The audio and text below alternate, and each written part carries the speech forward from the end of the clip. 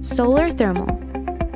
The term solar thermal is used to describe a group of technologies that capture the heat energy from the sun and use it for various forms of heating and the production of electricity.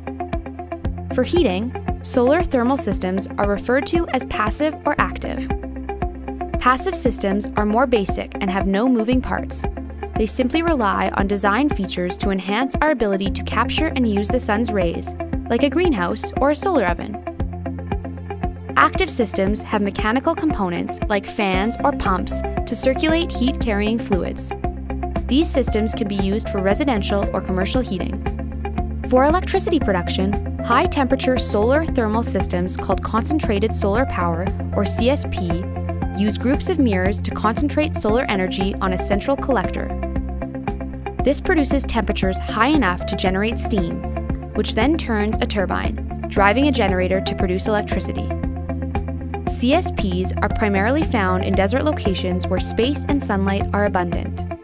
One advantage of solar thermal energy production is that it is a clean and renewable energy source that uses a free form of fuel, the sun. Most solar thermal systems are also low maintenance because they use simple technologies and in the case of passive systems have no moving parts. However, the nature of sunlight can cause problems for the use of solar thermal systems. Sunshine is not a very concentrated energy source, so it can take a large area to make a reasonable amount of energy, evoking efficiency and in some cases land use concerns.